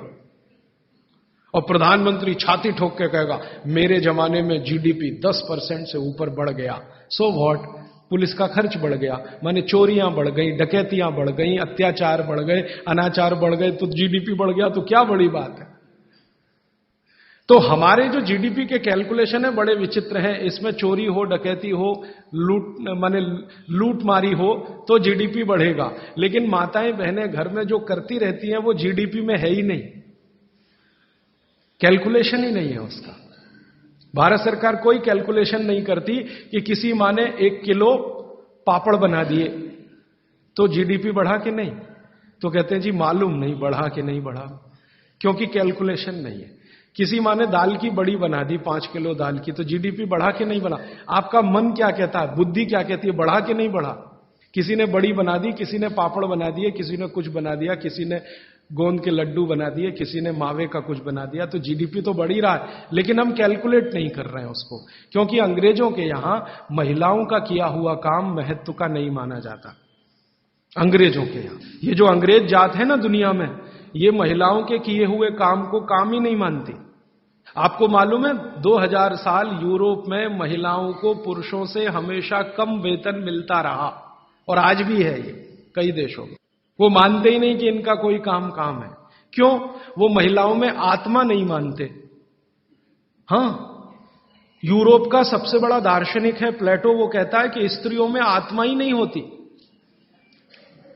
आत्मा सिर्फ पुरुषों में होती है। तो स्त्री जो करे वो बेकार है, पुरुष जो करे वो ही अच्छा है। तो उनके यहां से ये कैलकुलेशन हमारे यहां आ गया कि स्त्री कुछ भी करे तो काम ही का नहीं। तो अंग्रेजों का 200-250 साल जो राज चल गया, उसमें हम सब के दिमाग खत्म हो गए, सोचना विचारना बंद हो गया, तो हमने भी वही मान लिया। मैं अब इसको बदलना चाहता हूं, और मैं ये समझना चाहता हूं और समझाना चाहता हूं कि स्त्रियां जो कर रही हैं वो किसी डॉक्टर से कम नहीं है। बस अंतर इतना है कि डॉक्टर को आप फीस देकर उससे एडवाइस ले रहे हैं, हमारी दादी नानी फोकट में वही एडवाइस दे रही है, धनिया खाओ, जीरा खाओ और ये अजवाइन खाओ, आपके पेट की गैस खत्म हो जाएगी। और ये 3500 साल से वैसे का वैसा ही है, अजवाइन खाओ तो गैस खत्म होती ही है। कभी भी आप करके देख लो। आप में से किसी को भी बहुत गैस बनती हो, पेट में एसिडिटी की तकलीफ हो, आज से शुरू कर दो। आप खाना खाया तो उसमें ध्यान रखो अजवाइन ज्यादा रहे, दाल में, सब्जी में, वगैरह वगैरह। और अगर नहीं कर पा रहे हैं तो खाना खत्म करते ही थोड़ी अजवाइन खा लो। अजवाइन ज्यादा तकलीफ ना कर दे, उसका बैलेंस है काले नमक के साथ, तो थोड़ा अजवाइन और काला नमक मिला के हर खाने के बाद खा के देख लो। 3 दिन में ना आपकी गैस बंद हो तो आप जो कहो मैं हारने को तैयार। ये गारंटी मैं नहीं दे रहा हूं, ये गारंटी अजवाइन दे रही है, मेरी गारंटी नहीं है, अजवाइन की गारंटी है। तो वो कहते हैं बागवट जी की पित्त को सम रखने के लिए हमारे रसोई में घी के बाद जो दूसरी चीज है वो है अजवाइन। अब तीसरी चीज पे आते हैं। पित्त को सम रखने के लिए अजवाइन के बाद जो तीसरी चीज अपने रसोई में है वो है जीरा। जीरा 2 तरह का है, एक सफेद और एक काला, है ना। काला जीरा सफेद से भी अच्छा है। आप एक नियम ध्यान रख लो, मैंने आपसे कल कहा था, जिस चीज का रंग जितना गहरा वो उतनी ही अच्छी, भगवान की बनाई हुई, मनुष्य की नहीं। मनुष्य ने तो पेंट भी बना दिया है, बहुत गहरे रंग का है। भगवान की बनाई हुई हर चीज में ये नियम आप देखना कि भगवान की प्रकृति की बनाई जो चीज जितने गहरे रंग की है उसकी क्वालिटी उतनी ही अच्छी है। तो जीरा 2 है, एक सफेद और एक काला। काला जीरा सबसे अच्छा, पित्त को खत्म करने के लिए, सम रखने के लिए। तो आपके रसोई में एक हो गया घी देशी गाय का, पित्त को खत्म करने। दूसरा हो गया अजवाइन, तीसरा हो गया जीरा, और एक चीज हींग। हींग तो आप सब समझते हैं ना, हींग। हींग भी भगवान की बनाई हुई है, आदमी ने नहीं बनाई। हींग के पहाड़ होते हैं, जैसे पत्थर के पहाड़ होते हैं ना, वैसे हींग के पहाड़ होते हैं। हींग वहीं से आती है। तो हींग है, जीरा है, अजवाइन है और देशी गाय का घी। अब इसके नीचे आता है धनिया। धनिया 2 तरह का है, एक सूखा और एक हरा। जब तक हरा उपलब्ध है आप खाइए, जब नहीं है तो सूखा खाइए, दोनों की क्वालिटी एक ही है। सूखे धनिये में कोई कमी नहीं आती। आपके मन में यह प्रश्न है ना, हरे पत्ते का धनिया में कुछ ज्यादा होगा, सूखे में कम, बिल्कुल नहीं है, दोनों में बराबर है। सूखने के बाद भी उसके गुणधर्म में कोई कमी नहीं। अब ऐसी पूरी लिस्ट है, मैंने तो आपको 5-7 बता दिया पित्त को कम करने के लिए क्या क्या। आपको पूरी लिस्ट है तो 108 है, 108 पित्त को खत्म करने के लिए रसोई में 108 चीजें हैं। वो पूरी लिस्ट देखनी है तो वो किताब है, आप ले लेना। एक स्वदेशी चिकित्सा किताब हमने बनाई है और एक बनाई है गंभीर रोगों की चिकित्सा, इसमें ये सूची है। और थोड़ी सी अष्टांग हृदयम के भाग 3 में भी है, भाग 2 में भी है, थोड़ी थोड़ी है। थोड़ा आगे बढ़े, कफ की सूची मैंने बताई आपको। कफ में सबसे अच्छी चीज है गुड़। गुड़ के बाद दूसरे नंबर पर है शहद। जैन है तो शहद मत खाइए, ये मेरी भी विनती है आपको, क्योंकि नहीं तो मैं पाप का भागीदार बनूंगा जो आपसे कहूं कि शहद खाओ। और मुझे तो मोक्ष में जाना है, तो पाप की गठरी क्यों ला दूं? तो आप जैन हैं तो बिल्कुल शहद मत खाइए, अजैन है माने जैन नहीं है तो आप कोशिश करिए कम से कम खाएं, ना खाएं तो और भी अच्छा, क्योंकि अपने पास शहद का विकल्प है गुड़। जब गुड़ ना रहे तब सोचें। इसी तरह कफ को कम करने की और क्या चीज है अपने रसोई में? कफ को कम करने की दूसरी जो सबसे अच्छी चीज बताई भागवत जी ने वो है सौंठ। सौंठ, सौंठ का ही एक दूसरा रूप है अदरक। अदरक से अच्छी है सौंठ। कारण क्या है? अदरक जब सूख जाता है तभी सौंठ बनती है, और अदरक का सूखने के बाद गुण बढ़ जाता है। हां, ताजा अदरक है ना, उसका गुण जितना नहीं है, सूखे हुए अदरक माने सौंठ का गुण लगभग 100 गुना बढ़ता है। इसलिए सौंठ अदरक से हमेशा अच्छी है। तो कफ खत्म करने के लिए रसोई घर में एक हो गया गुड़, दूसरी हो सौंठ, सौंठ का ऑब्लिक अदरक। अब तीसरी चीज जो सबसे अच्छी, पान। पान माने पान का पत्ता, जो आप पान खाते हैं ना, पान, ये कफ दूर करने की सबसे उत्तम औषधि। लेकिन पान भी वही चक्कर आएगा। कौन सा पान? जो गहरे रंग का। हर चीज में ये नियम है, गहरे रंग का। गहरे रंग का आप उसको कहो जी देशी पान, तो देशी पान। गहरे रंग का पान जिसका रंग बहुत गहरा हरा, एकदम काला जैसा हो तो और भी अच्छा। ये पान कफ नाशक है, बहुत ही जबरदस्त चीज है ये पान। और पान और सौंठ का बेस्ट कॉम्बिनेशन है। पान खा रहे हैं तो सौंठ डाल के खा सकते हैं, अदरक डाल के खा सकते हैं। जैन है तो सौंठ खाइए, नहीं है तो अदरक खाइए।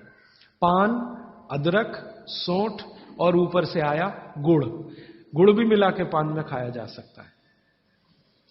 वो आप डालते ना गुलकंद, गुलकंद, गुलकंद। गुलकंद माने क्या है? गुलाब के फूल, उसकी पंखुड़ियां, उसका तो रस या उसका कुछ प्रिपरेशन प्रोसेस से, ये भी सबसे ज्यादा कफ नाशक है। अब आप देखो, जो जो चीजें पान में पड़ रही हैं वो सब कफ नाशक हैं। पान बनाने वाले सब बाघभट्ट के चेले, बिना जाने ये काम कर रहे हैं। गुलकंद आपको पान में डाल के दे रहे हैं। सौंफ, सौंफ, सौंफ, ये भी कफ नाशक है, सौंफ। फिर उसके आगे मैं बता रहा हूं प्रायोरिटी से, सबसे अच्छा कफ नाशक गुड़, फिर उसके नीचे, फिर उसके नीचे। अब सौंफ के नीचे जिसका नंबर है वो है लौंग। लवंग कहिए, लौंग कहिए, और ऐसे ये सूची बढ़ाते जाए तो इसमें करीब 100 चीजें हैं जो कफ नाशक हैं हमारे रसोई में। ठीक है, अब आ जाइए वात पर। वात पर मैंने सबसे अच्छी चीज बता दी है तेल, शुद्ध तेल। शुद्ध तेल वात नाशक है। और अब जो दूसरी बात मैं कहने जा रहा हूं, इसको मैं संक्षेप में उपसंहार के रूप में कह रहा हूं कि जिन चीजों में भी पानी की मात्रा ज्यादा हो वो सभी वातनाशक हैं। जिन चीजों में भी पानी की मात्रा ज्यादा हो वो सभी वातनाशक है। जैसे दूध, आप जानते हैं दूध में तो सबसे ज्यादा पानी ही है ना। दूध को फाड़ के देख लो, सॉलिड मटेरियल तो थोड़ा ही निकलता है ना, बाकी तो पानी ही रह जाता है। तो दूध में बहुत पानी है। तो जिन चीजों में पानी ज्यादा है, भागवत जी ने सूत्र ऐसे लिखा है कि पानी युक्त चीजें, जल युक्त चीजें सभी वातनाशक हैं। तो दूध हो गया, दूध के बाद दही, दही में भी पानी ही है, आप जानते हैं। और छाछ तो सबसे ज्यादा पानी वाली है। जूस जो आप इस्तेमाल करते हैं, सभी जूस वातनाशक है। सभी जूस, संतरे का, मौसम्मी का, गन्ने का तो बहुत ही अच्छा है, अंगूर का, टमाटर का, वगैरह वगैरह, ये सब जूस वातनाशक है। तो सब तरह के जूस, दूध, दही, छाछ, ये सब वातनाशक चीजें हमारे घरों में हैं।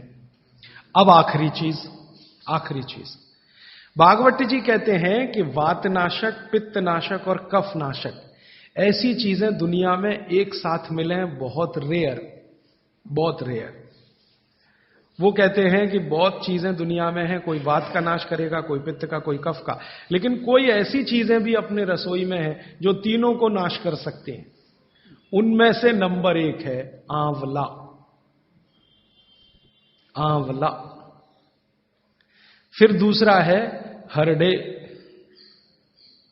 और तीसरा है बहेड़ा। और तीनों मिला के बनता है त्रिफला। ये जो त्रिफला है ना, भागवत जी इसकी इतनी बढ़ाई करते हैं, इतनी प्रशंसा उन्होंने लिखी है कि खाली त्रिफला पर ही उनके 120 से ज्यादा सूत्र हैं।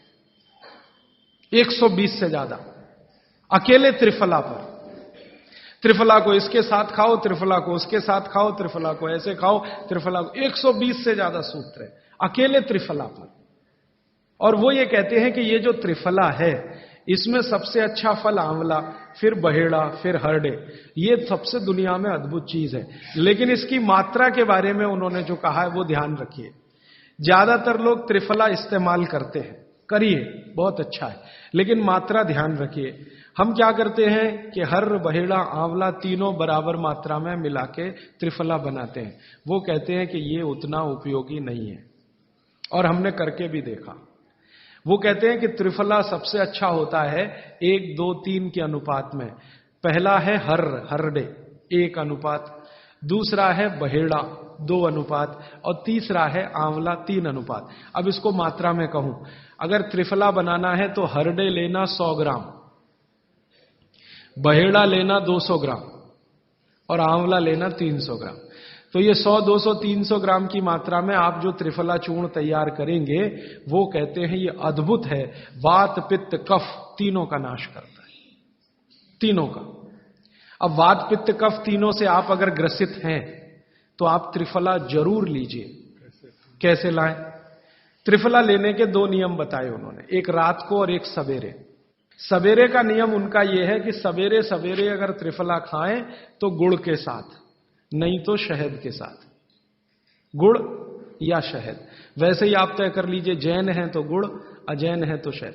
तो सवेरे का त्रिफला खाएं तो गुड़ या शहद के साथ, रात का त्रिफला खाएं तो दूध के साथ या गर्म पानी के साथ। त्रिफला तो एक ही है ना, सवेरे भी त्रिफला ही खा रहे हैं, रात को भी। लेकिन भागवत जी कहते हैं असर अलग अलग हैं दोनों के।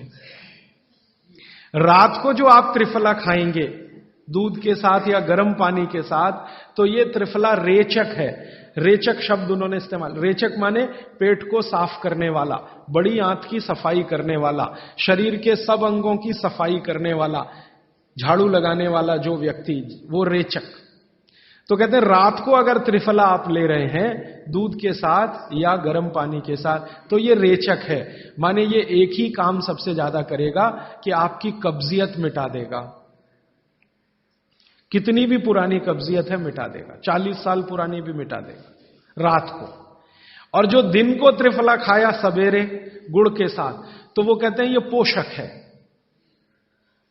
एक शब्द है रेचक और एक है पोषक। पोषक माने शरीर को जो कुछ चाहिए, विटामिन सी चाहिए, विटामिन ए चाहिए, विटामिन डी चाहिए, या विटामिन के चाहिए, या कोई विटामिन चाहिए, या हमें माइक्रो न्यूट्रिएंट्स चाहिए शरीर को, कैल्शियम चाहिए, आयरन चाहिए, वगैरह वगैरह। तो शरीर को अगर पोषकता चाहिए तो त्रिफला सवेरे खाना, और शरीर में आप मानते हैं कि हमारी कब्जियत ठीक करने के लिए तो त्रिफला रात को खाना। दोनों समय के त्रिफले में बिल्कुल अलग तरह के परिणाम आते हैं। तो जो कहें हम तो स्वस्थ हैं जी, तो सवेरे ही त्रिफला खाओ, स्वस्थ हैं तो। और जो कुछ बीमारियां हैं आपको, तो रात को खाओ। ठीक है? मात्रा ध्यान रखना, 1, 2, 3 सम मात्रा का त्रिफला बहुत रेयर केस में इस्तेमाल होता है। 1 या 2 ही बीमारी हैं। अभी मैंने एक जगह इस्तेमाल किया था, एक वैज्ञानिक हैं, भाभा एटॉमिक रिसर्च सेंटर में काम करते हैं, उनको एक बीमारी हुई रेडिएशन से। रेडिएशन आप जानते हैं सभी एटॉमिक सेंटर में। तो उनका पूरा शरीर सड़ गया, एकदम सड़ गया, जगह जगह घाव, जगह जगह, और उसमें से खून निकलता, मवाद निकलता। वो बेचारे इतने परेशान, इतने हैरान, कहां कहां जा जाके, अमेरिका, कनाडा, सब जगह, कुछ इलाज हुआ नहीं, कोई रिलीफ मिला नहीं। कपड़ा भी नहीं पहन सकते, ऐसी स्थिति थी, हमेशा नंगे बदन रहते थे। तो ऐसे ही किसी ने मुझे उनके बारे में बताया। बंबई तो मैं अक्सर जाता रहता हूं कि राजीव भाई एक ऐसे व्यक्ति हैं। तो मैं उनको गया था मिलने और देखने, तो मैंने देखा सच में हालत बहुत खराब थी। तब मैंने उनसे कहा कि आप बहुत परेशान हैं। हाँ बहुत परेशान हूं, दवा सब काम लेके देख ली, कुछ उपयोग होता नहीं। मैंने कहा मैं होम्योपैथी दूं? उन्होंने कहा होम्योपैथी मैं नहीं लेना चाहता। तो मैं पूछा चलो आप फिर एक काम करो, त्रिफला चूर्ण खाओ बस, और कुछ मत करो। तो उन्होंने त्रिफला चूर्ण शुरू किया। ये मैंने बताया 1 2 3 शुरू किया। 3-4 महीने में रिजल्ट बहुत थोड़ा आया थोड़ा आया। फिर मैंने कहा मात्रा बदल के देखते हैं। फिर उनकी सम मात्रा की मैंने, बराबर जितनी मात्रा आंवला, बराबर उतनी मात्रा बहेड़ा, बराबर उतनी हरडे। अभी स्थिति यह है कि वो बिल्कुल ठीक है। 1-1.25 साल उनको हुआ त्रिफला खाते खाते, बिल्कुल ठीक है, और पहले से ज्यादा प्रफुल्लित है, पहले से ज्यादा एनर्जेटिक है। आप जानते हैं रेडिएशन का दुनिया में इलाज नहीं है। ये उदाहरण मैंने जानबूझ के दिया, ऐसे सैकड़ों उदाहरण है मेरे पास। रेडिएशन का दुनिया में इलाज नहीं है, लेकिन त्रिफला चूर्ण के पास उसका इलाज है। अगर यही त्रिफला चूर्ण अमेरिका में हुआ होता ना, यूरोप में हुआ होता, तो अब तक इस पर पेटेंट लेकर करोड़ों डॉलर कमाए होते उन्होंने। ये हमारे यहां प्रचंड मात्रा में है, हर घर में है, हर गांव में है, इसलिए हमें इसकी कीमत नहीं मालूम। मैं आपसे फिर कह रहा हूं, आपके सोचने का नजरिया बदल दीजिए। प्रकृति ने जो चीजें प्रचंड मात्रा में हमको दी हैं, वो उतनी ही कीमती हैं। वो प्रकृति की हमारे ऊपर कृपा है, जो हमारी जरूरत के हिसाब से दी है। आंवले का इतना उत्पादन इस देश में होता है, आप जानते हैं। बहेड़ा इतना मिलता है, हरडे इतना मिलता है, और लगभग फोकट की स्थिति में मिलता है। अब पता नहीं कौन कौन लोग उसी आंवले को 200-250 रुपए किलो च्यवनप्राश बना के बेच लेते हैं। ये जो च्यवनप्राश है ना, ये त्रिफला चूर्ण से कई गुना नीचा है। च्यवनप्राश पे जितना खर्चा कर रहे हैं, उससे बहुत कम खर्चे में आप त्रिफला खाइए, च्यवनप्राश से भी ज्यादा असर है। तो मेरी आपको आज के लिए ये आखिरी सूत्र थी कि आप अपने जीवन में वात पित्त कफ तीनों को सम रखना चाहते हैं, तो आंवला, हरडे, बहेड़ा, आंवला, इन तीनों का उपयोग करना सीख लीजिए। घर में हमेशा इसको डब्बे में बना के पाउडर के रूप में रख लीजिए।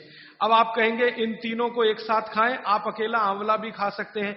आंवला तीनों दोष दूर करता है, वात पित्त कफ। हरडे तीनों दोष दूर करता है, वात पित्त कफ। और बहेड़ा तीनों दोष दूर करता है, वात पित्त कफ। इसलिए भागवत जी कहते हैं सर्वोत्तम फल यही है, आंवला, हरडे, बहेड़ा। दूसरे फलों से कई गुने ज्यादा ताकतवर यही फल है, आंवला, हरडे, बहेड़ा। अब आपको आखिरी एक छोटी सी बात कह दूं कि आप में से किसी को भी यह तकलीफ है कि आपके शरीर में मेद बढ़ा हुआ है, मेद माने मांस बढ़ा हुआ है, बहुत लोग परेशान है, मोटापा, मेद माने कफ बढ़ा हुआ है, सीधी सी बात। तो आप त्रिफला खाइए। कब खाना है? आपको रात को नहीं खाना है, सवेरे खाना है। जिनको भी मांस बढ़ा है, शरीर पर मेद बढ़ा है, उनको अगर छाटना है, इसको कम करना है, तो त्रिफला सवेरे खाना, आंवला सवेरे खाना। आप त्रिफला नहीं खा सकते तो आंवला ही खा लीजिए। 4 आंवले 3 आंवले रोज खा लीजिए। आंवले को मुरब्बा बना के खा लीजिए, मुरब्बा को और आंवले का अचार बना के खा लीजिए, आंवले की चटनी बना के खा लीजिए, जैसे भी है आंवला खा लीजिए। 3 से 4 आंवला जितना होता है, ये पेट में जाते रहे तो साल भर में आप देखोगे आप पहले से ज्यादा स्लिम और ट्रिम हो जाएंगे। और आंवले के बारे में आज के जो वैज्ञानिक कह रहे हैं, आज के, वो कहते हैं कि दुनिया का सबसे अच्छा एंटीऑक्सीडेंटल फल कोई है तो वो यही है। एंटीऑक्सीडेंट माने जो ऑक्सीडेशन की क्रिया को कम करे, और शरीर में हमेशा ऑक्सीडेशन चलता है। ऑक्सीडेशन में उम्र कम होती है, शरीर के हर अंग का क्षय होता है। तो अगर उम्र बढ़ानी है और अंगों का क्षय बचाना है, तो आंवले से अच्छी कोई चीज नहीं। दैनिक जीवन में, भोजन में इसको जरूर धारण करिए। भागवत जी कहते हैं कि जब त्रिफला खाएं, आंवले के बारे में तो वो कुछ नहीं कहते, वो कहते हैं साल भर खाओ, 2 साल खाओ, रोज खाओ, कोई दिक्कत। त्रिफला खाएं तो 3 महीने लगातार खाने के बाद थोड़े दिन छोड़ देना। 3 महीने 90 दिन खा के थोड़े दिन छोड़ देना, माने 15-20 दिन छोड़ देना, फिर अगले 3 महीने खा लेना, फिर 15-20 दिन छोड़ देना, फिर 3 महीने खा लेना। क्यों कर लेना ऐसा? वो कहते हैं कि ये छोड़ना जरूरी है बीच में, नहीं तो शरीर को आदत लग जाती है, और वो आपने अगर छोड़ा नहीं तो आपको कुछ दुष्परिणाम भी दे सकता है। लगातार अगर त्रिफला खाया तो कई दिन ऐसा लगेगा कमजोरी आ गई, अगर बीच में छोड़ा नहीं तो। छोड़ के खाना। अब किसी व्यक्ति के लिए ये छोड़ने का समय है, वो 3 महीने से थोड़ा पहले भी हो सकता है, ज्यादा भी हो सकता है, इसलिए मैंने बीच का बताया। 3-3 महीने करके छोड़ के खाना। अब आज के लिए सूत्र इतना ही, आगे प्रश्न। जी, मात्रा कितनी?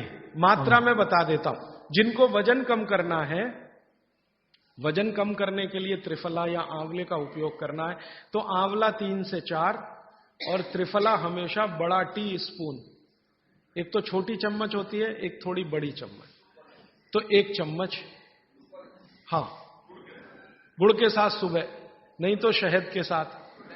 और जिनको रेचक के रूप में उपयोग करना, पेट साफ करने के लिए, आंतों की सफाई करने के लिए, वो रात को खाएं। रात को भी आंवला लगभग 1 चम्मच, लेकिन छोटी चम्मच। कैसे खाना है, गुड़ के साथ कैसे मिलाएं? आंवले का चूर्ण आपके पास है, थोड़ा गुड़ ले लो, चूर्ण और गुड़ को ऐसे हाथ से मसल दो, वो लड्डू जैसा हो जाएगा, गुड़ उसको अपने में समा लेगा, फिर गुड़ खा लो। पीछे से थोड़ा दूध पी लो। मैंने आपको कहा था कि भागवत जी कहते हैं कि दूध एक ही चीज के साथ पिया जा सकता है, वो है आंवला। क्या कहते हैं बहेड़ा को? तानी। तानी। आप ऐसा करिएगा, ये प्रदीप भाई की दुकान पे चले जाइएगा, वो आपको शक्ल से दिखा देंगे, या कल यहां मंगवा के थोड़ा रख दीजिए, पहचान करने के लिए कि हर क्या है, बहेड़ा क्या है, आंवला तो आप सब पहचान जी।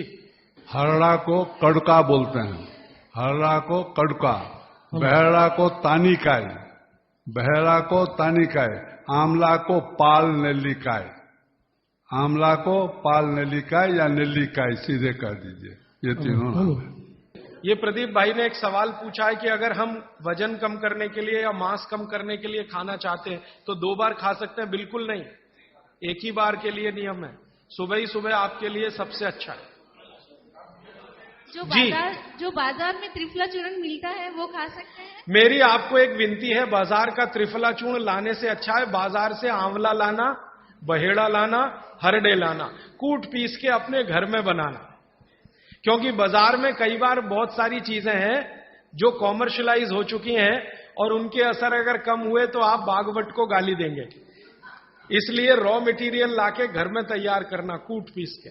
जी, आपने गुड़ की बहुत महत्वपूर्णता बताई, परंतु डायबिटीज पेशेंट्स क्या करें उसके लिए? गुड़ आप डायबिटीज में खाइए, भरपेट आंवले के साथ खाइए, त्रिफला के साथ खाइए, कोई तकलीफ नहीं, कोई तकलीफ नहीं है गुड़ खाने में। डायबिटिक लोग भी गुड़ खा सकते हैं, शुगर ना खाएं। और जूस का क्या करें? डॉक्टर्स तो कहते हैं डायबिटीज डोंट ईट फ्रूट्स करके। आप बिल्कुल चिंता मत करिए, आप भगवान की दी गई जो शक्कर है, ईश्वर की दी गई शक्कर है, जूस में है, फल में है, वो आपको शायद मालूम है या नहीं। शक्कर जो है ना, शुगर, इसके कई रूप हैं। एक है ग्लूकोज, एक है सुक्रोज, एक है फ्रक्टोज। तो ये जो फल वगैरह की शक्कर है, ये फ्रक्टोज फॉर्म की ज्यादा होती है और ये आसानी से डाइजेस्ट होती है। गुड़ की भी उसी कैटेगरी में आती है। तो आप चीनी मत खाइए, गुड़ खा सकते हैं, शहद खा सकते हैं, फल खा सकते हैं। मीठे कोई भी फल खाने में तकलीफ नहीं है, बशर्ते कि त्रिफला खाते रहें, थोड़ा त्रिफला लेते। जिनको भी डायबिटीज है वो भी त्रिफला का सेवन करें, क्योंकि डायबिटीज मैंने कहा ना वात का रोग है, तो वात कम करेगा। त्रिफला में तीनों चीजें हैं जो वात नाशक हैं, आंवला, हरड़ा, बहेड़ा। त्रिफला आपने कहा लेना है रात को और सुबह कब लेना? जैसे खाने के पहले, खाने के बाद? रात को तो आप लें, पेट साफ करना हो, कॉन्स्टिपेशन दूर करना हो। देखिए, मैं अब थोड़ा बता ही दूं, बवासीर अगर किसी को है, ठीक करने के लिए त्रिफला लेना चाहते हैं तो रात को लें। मूड व्याध, पाइल्स जिसको आप कहते हैं, हेमोरॉइड्स, वो जब भी ठीक करने के लिए त्रिफला लें तो रात को लें। बगंदर, ये ठीक करने के लिए त्रिफला लें तो रात को लें। माने मेरे कहने का है, पेट से जुड़ी बीमारियां ठीक करने के लिए त्रिफला उपयोग करना है तो रात को। चम्मच एक छोटी, दूध के साथ या गर्म पानी के साथ। और अगर आपको मांस कम करना है, कफ नाशक बीमारियां, कफ से जुड़ी हुई बीमारियां, तो सुबह खाने के बाद लेंगे, रात को, और सवेरे लेंगे खाने के पहले। खाने के ही नहीं, नाश्ते के भी पहले 40 मिनट, नाश्ता करने से 40 मिनट पहले। जी, आपने बताया कि त्रिफला 1, 2, 3 के अनुपात में बनावे हैं, तो आपने जो मुंबई वाली बात करी, तो मुंबई वाले भाई साहब को पहले आपने 1, 2, 3 के अनुपात वाला ये त्रिफला दिया, वो जब बराबर काम नहीं किया तो फिर आपने समकालीन दिया और वो बिल्कुल ठीक हो गए। तो ये क्या प्रोसेस हुआ? हाँ, ये सवाल थोड़ा टेक्निकल है।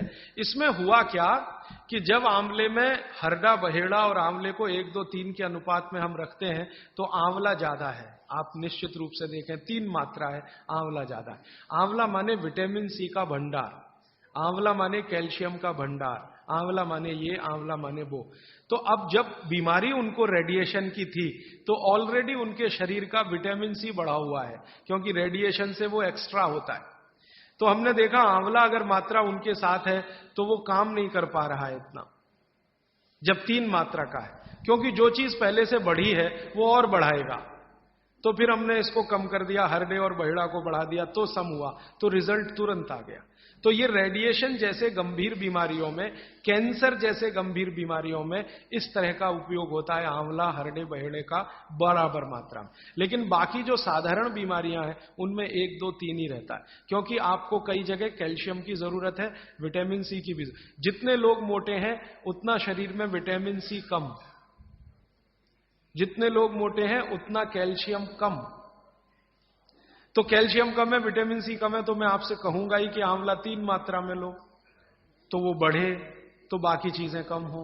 तो ये चक्कर है, ये थोड़ा टेक्निकल प्रोसेस है, आप लेकिन समझ जाएं, सरल भाषा में मैंने कोशिश की है बताने की। जी। In 1992, I went to Rajasthan. I studied Jainism. I have been following. I was 120 kg with top to bottom all diseases. Today, I am standing without any disease. I am 66. I am following 100% Swamiji's. I don't take idli, chapati or sugar. Particularly white sugar is nothing but carbon. Nothing but carbon. Carbon, charcoal koi खाएगा. The same way, the refined oil, nothing but again carbon. Asphalt, road ke डालेगा ना, tar, that is. So, what he said, I learned it in Rajasthan. I was 127 kilo. Now I am just 49 or 50 kilo without any disease. From top to bottom, including lung cancer and mouth cancer, I cured without any medicine, only by food, the Swamiji's food.